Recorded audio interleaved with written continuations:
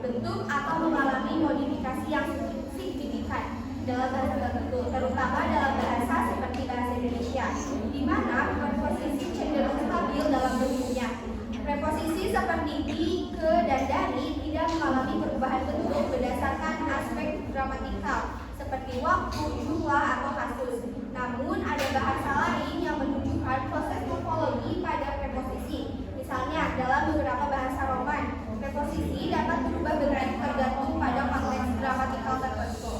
Dalam kajian teori morfologi, terdapat dua pendekatan, utama yang sering digunakan untuk menganalisis pembentukan kata, yaitu pendekatan morfemis dan pendekatan prosesual. Pendekatan morfemis berfokus pada identifikasi morfem sebagai unit dasar pembentuk kata, di mana setiap morfem memiliki makna atau fungsi gramatikal tertentu. Teori ini diwakili oleh karya Lieber tahun 2016 yang menekankan bahwa setiap kata dapat dianalisis menjadi satuan-satuan morfologis yang lebih kecil, baik itu akar, kata, maupun imbuhan.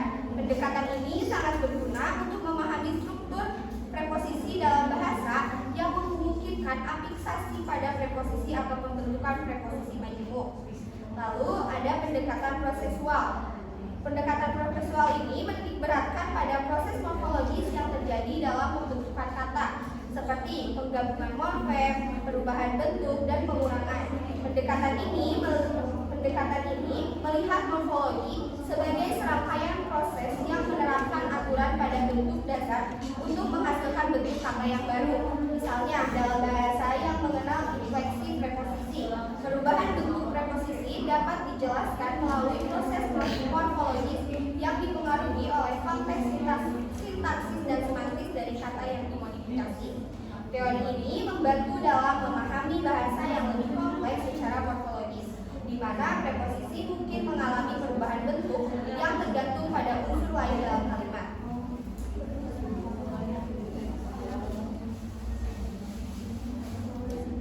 Lalu ada contoh preposisi morfologis. Salah satu contoh preposisi morfologis yang menarik adalah preposisi di, ke, dan dari yang digunakan untuk menandai tempat dan arah. Misalnya dalam kalimat buku itu di atas meja. Preposisi dimenandakan di lokasi. Dari sudut pandang morfologis, di adalah morfem bebas yang tetap stabil, tidak mengalami infleksi atau perubahan bentuk, terlepas dari kata atau frasa yang mengikutinya.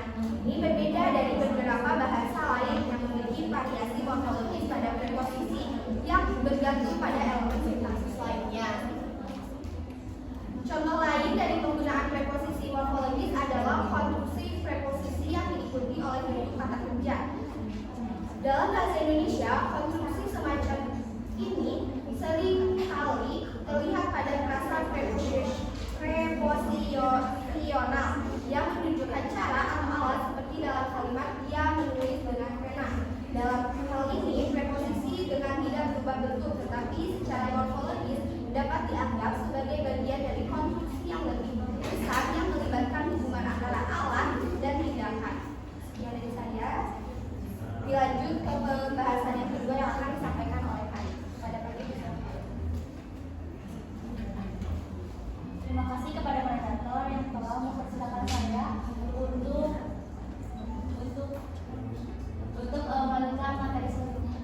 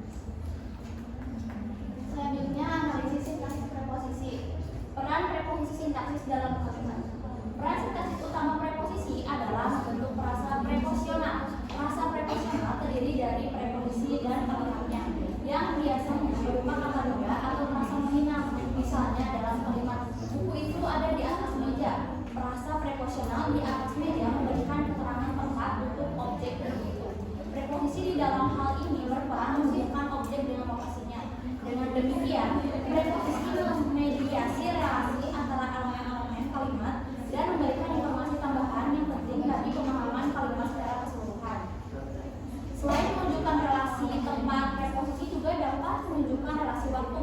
Misalnya, preposisi sejak dalam kalimat dia sudah bekerja sejak pagi menunjukkan waktu permulaan dari sebuah aktivitas.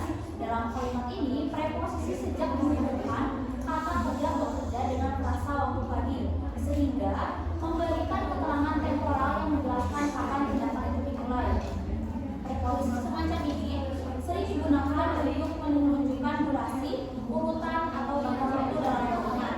Preposisi juga memiliki fungsi sintaksis yang penting dalam menentukan kata atau klausa dengan tujuan atau penyebab. Sebagai contoh dalam kalimat, dia pergi ke toko untuk membeli roti. Preposisi untuk menghubungkan tujuan dari tindakan pergi dengan alasan tindakan tersebut, yaitu membeli roti. Preposisi untuk di sini mengidentifikasikan hubungan tujuan antara dua tindakan atau keadaan yang memberikan keterangan lebih lanjut tentang maksud dari tindakan yang dilakukan oleh subjek kalimat. Selanjutnya, interaksi preposisi dengan unsur sintaksis lainnya. Preposisi dalam bahasa Indonesia berperan sebagai penghubung yang menjelaskan hubungan antara kata-kata dalam kalimat, termasuk relasi tempat, waktu, arah, tujuan, sebab, akibat, dan cara. Preposisi ini sering berinteraksi dengan frasa nominal untuk membentuk frasa preposisional. Misalnya dalam buku itu ada di atas meja, di mana di atas menghubungkan buku dan meja untuk menjelaskan lokasi. Preposisi juga berinteraksi dengan frasa verbal seperti dalam dia berlari ke arah barat, di mana ke arah menunjukkan tujuan. Selain itu, preposisi dapat menunjukkan hubungan kausal seperti karena dalam dia menangis karena kesakitan. Pemilihan preposisi yang tepat penting untuk menghindari ambiguitas, memperjelas relasi antara bentuk kalimat, dan meningkatkan variasi serta makna kalimat.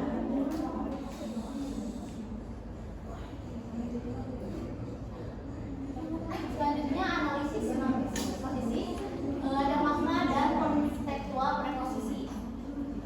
Dalam analisis semantis, preposisi memiliki makna dasar yang leksikal, seringkali menggambarkan hubungan spasial, temporal, atau logis antara elemen dan kalimat. Contohnya, preposisi di dalam kalimat kucing itu tidur di sofa menunjukkan hubungan spasial, sedangkan dalam dia di atas saya ini mengungkapkan kedekatan emosional yang abstrak.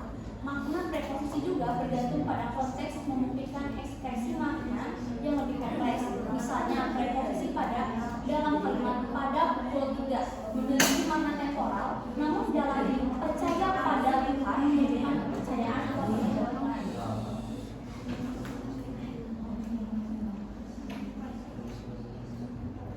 Selanjutnya, contoh-contoh penggunaan preposisi secara semantis. Contoh penggunaan preposisi secara semantis menunjukkan bahwa makna preposisi dapat berubah sesuai konteks. Misalnya dalam kalimat dia melompat ke dalam air, preposisi ke dalam menunjukkan gerakan spasial dari luar menuju ke bagian dalam air.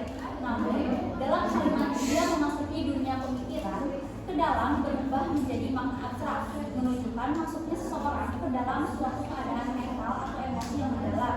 Demikian juga preposisi atas dalam kalimat dia meletakkan buku di atas meja menunjukkan lokasi fisik, sedangkan dalam keputusan itu diambil atas dasar kepercayaan.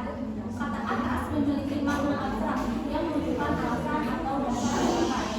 Analisis ini menegaskan pentingnya konteks dalam memahami preposisi dan mencegah ambiguitas dalam preposisi. Sekian paparan dari saya kembalikan kepada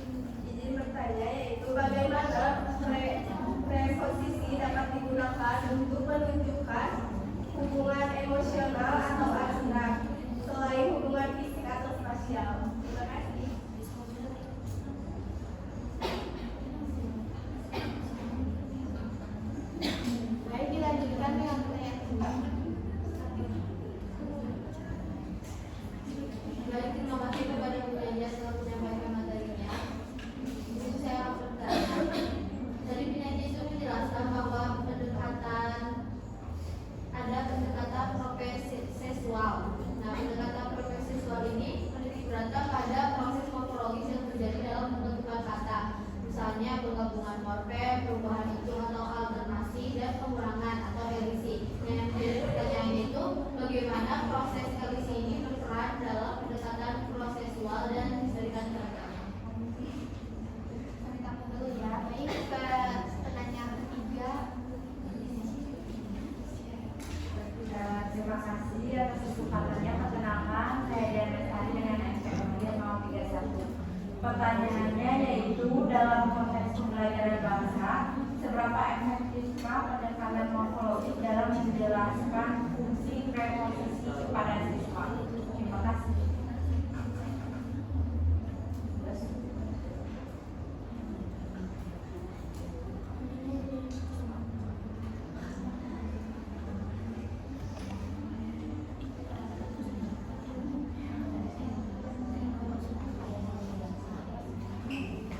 Baik, pertanyaannya kita tampung dulu. Izinkan kelompok kami berdiskusi.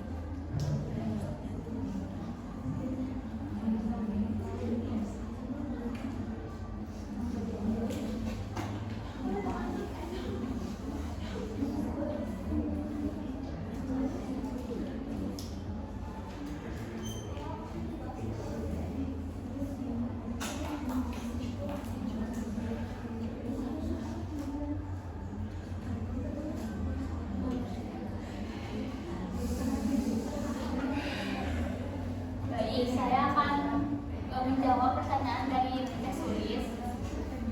Pertanyaannya, bagaimana proses elisi ini berperan dalam pendekatan prosesual dan memberikan contohnya ya. Jadi, proses elisi dalam pendekatan prosesual berperan dengan menghilangkan fungsi tertentu dalam proses pembentukan kata. Elisi biasanya terjadi untuk menyederhanakan pengucapan kata atau karena kebutuhan fonologis dalam bahasa. Dalam pendekatan prosesual, proses elisi menjadi penting karena menunjukkan bagaimana kata dapat berubah bentuk melalui penghilangan fungsi tertentu yang merupakan bagian dari proses morfologis. Contohnya dalam bahasa Indonesia, kata tidak dalam penggunaan sehari-hari, kata tidak sering diucapkan sebagai tak, di mana bunyi awal dielisikan, misalnya tidak tahu menjadi tak tahu. Lalu contoh yang kedua, kata saya. Dalam percakapan informal, kata saya kadang-kadang berubah menjadi sa dengan bunyi ya dielisikan menjadi, misalnya saya pergi menjadi sa pergi. Dalam kedua contoh ini, elisi menunjukkan bagaimana bunyi atau suku kata dihilangkan untuk mempermudah pengucapan atau pernapasan keterangan fonologis dalam bahasa. Baik, kepada teman-teman, jika ada yang ingin menambahkan. Ya, dilanjut ke jawaban yang kedua, yaitu saya akan menjawab pertanyaan dari Dian. Izin mengonfirmasi pertanyaannya, Dian. Dalam konteks pembelajaran bahasa, seberapa efektifkah pendekatan morfologis dalam menjelaskan fungsi preposisi kepada siswa? Itu, pendekatan morfologis bisa cukup efektif dalam menjelaskan fungsi preposisi kepada siswa karena pendekatan ini membantu siswa memahami bagaimana preposisi berhubungan dengan struktur kata dalam kalimat. Dalam morfologi, siswa tidak hanya belajar tentang bentuk preposisi itu sendiri, tetapi juga bagaimana preposisi berfungsi dengan kata benda atau frasa nominal yang mengikutinya. Misalnya, preposisi seperti di, ke, dan dari dapat dipelajari melalui analisis morfologis yang mengungkapkan bagaimana mereka berinteraksi dengan bentuk-bentuk kata benda, baik yang berupa tunggal maupun yang jamak, serta pengaruhnya terhadap struktur kalimat secara keseluruhan. Namun, meskipun pendekatan morfologis memberikan wawasan tentang bentuk dan struktur, pendekatan ini harus diimbangi dengan pemahaman semantis dan sintaksis. Preposisi tidak hanya bergantung pada bentuk kata yang mengikutinya, tetapi juga pada konteks dan makna yang ingin disampaikan. Oleh karena itu, meskipun pendekatan morfologis dapat membantu memperkenalkan preposisi dan hubungan antara kata-kata, pemahaman siswa terhadap penggunaan preposisi dalam berbagai konteks, kalimat, dan situasi sangat penting agar mereka dapat menggunakan dengan bijak. Baik, kepada teman-teman, ada yang ingin menambahkan?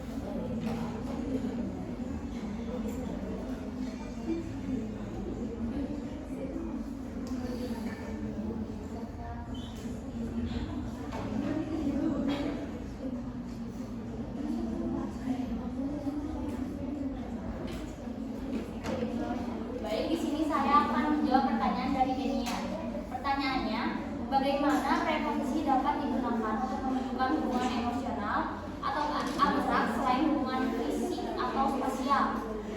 Preposisi tidak hanya menunjukkan hubungan fisik, tetapi juga hubungan emosional atau abstrak. Misalnya, dalam kata terhadap dapat menunjukkan perasaan seperti dalam empati terhadap orang lain, sementara kata dalam bisa menggambarkan keadaan abstrak seperti dalam kalimat dalam kesulitan. Tidak ada yang menambahkan?